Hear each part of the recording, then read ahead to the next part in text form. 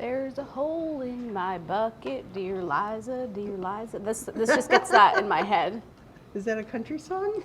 You never heard that song? No. There's a mozzarella stick in my fry bucket, dear Lisa, dear Lisa. There you go. Electric deep fryers promise to take the fear out of deep frying. Supposedly, they make it easier, faster, and less messy than our preferred method of a Dutch oven with a clip-on probe thermometer. To find out which deep fryer was the best, we tested 6 models. Today we're going to show you the highlights. We rated them on performance, ease of use, and cleanup. It's Friday! Woo! It's actually Wednesday, but it's Friday. All right, we are in the performance round. We've got our first model here from Tefal. We are going to fill her up with oil. We've got it all plugged in. These all have lids, which is interesting. It's one thing that contains the mess a little bit as you're frying. There's a little fry basket in here with a fill line on it that will show us how much oil to add. Takes a couple quarts, but you gotta get that to fry. And I'm gonna put this lid back on. There's little slots there to get the basket, keep it in place. Power her up, let's go. Woohoo. All right, so our Tefal here is all preheated. We're going to add some mozzarella sticks that are breaded. Okay, so it's been about 2.5 minutes and these mozzarella sticks should be done. And normally you could lift up the basket, but we are frying backwards for you, for science and for video. So here we go, look at that, nice and brown and crispy looking. Those look good. They look great. We're gonna have to try some for science. For science. Ooh. Oh my goodness. That looks amazing. I know, right? One for you, one for me. Thank you. I won here. Cheers. That is delicious. It's crunchy. It's not greasy at all. If you put your food into a fry later or a Dutch oven when the oil isn't hot enough, it'll soak up a lot of grease and it'll come out really greasy. All right, so we have the Presto here. You can't set the temperature. It only goes to 375 degrees. So we are ready to throw in some mozzarella sticks. Here we go. Adding some mozzarella sticks. These are supposed to be cooked at 350, and we got one temperature, 375. Yeah, it'll be interesting to see if the inside is done, because they are getting pretty brown. Cheese is a little rubbery.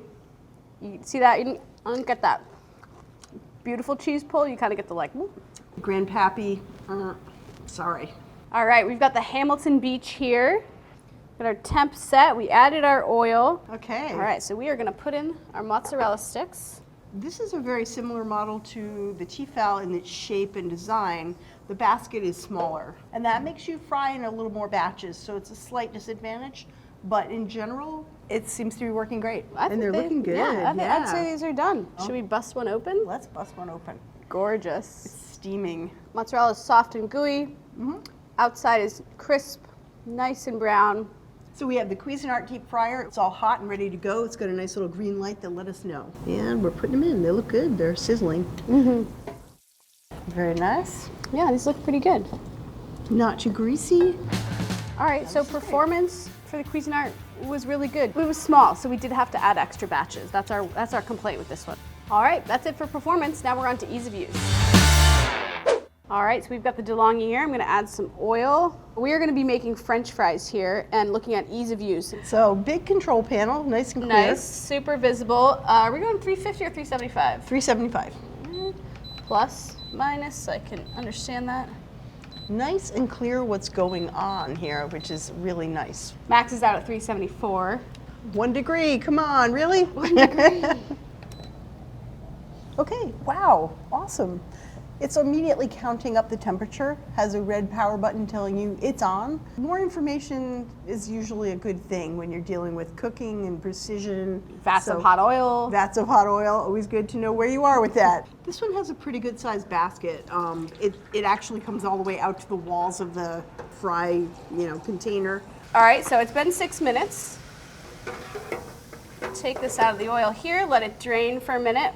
Is this nice and high? It is nice and high, yeah. Basket looks nice and sturdy.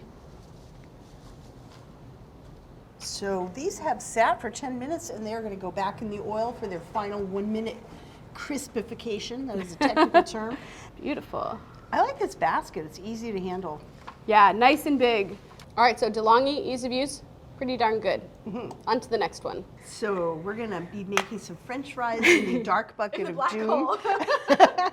The black hole or dark bucket of doom, also known as the Grandpappy by Presto. All right, we stir them around a little with our plastic spatula.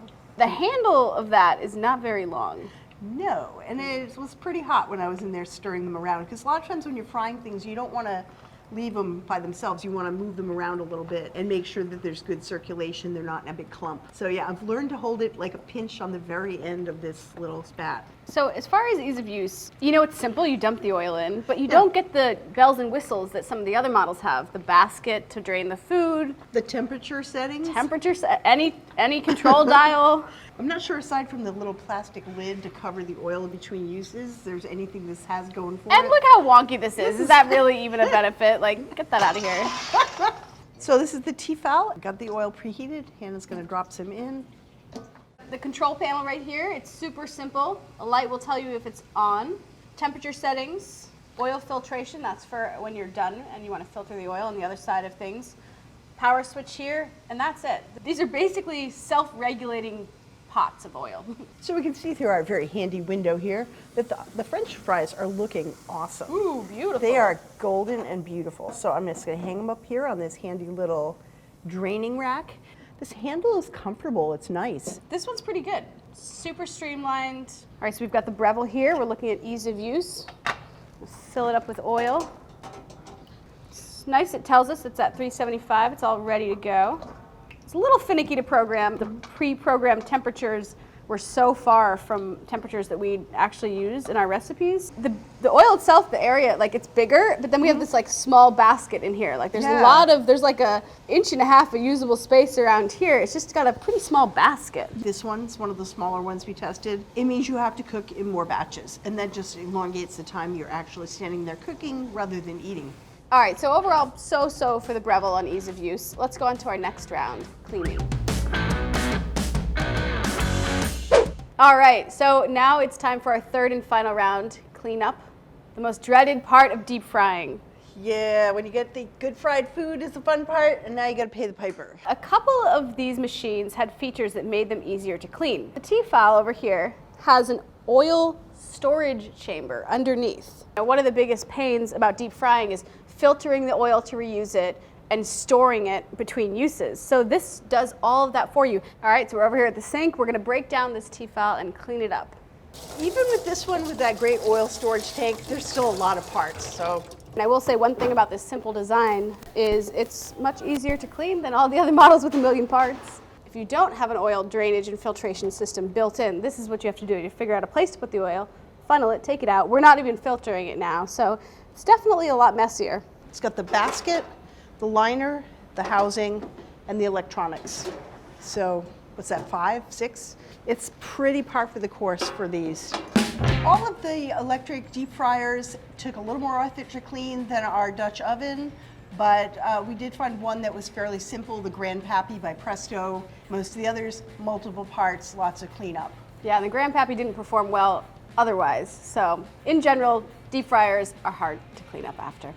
So after many, many rounds of frying, we had a winner. The Tefal Ultimate Easy Clean Deep Fryer. It did a great job. It had the same capacity as our Dutch oven, which is great. It was also really easy to use. You know, you could just set it, forget it, it regulates the temperature for you. While it wasn't super easy to clean, much like the rest of the lineup, it did have a little perk that really set it ahead from the pack. And that was the fact that it will filter the oil for you, drain it, and hold it in its own little chamber. For more information on our winner and all the other products we tested, check out the links below. Ask us your deep fryer questions in the comments and make sure to hit that subscribe button.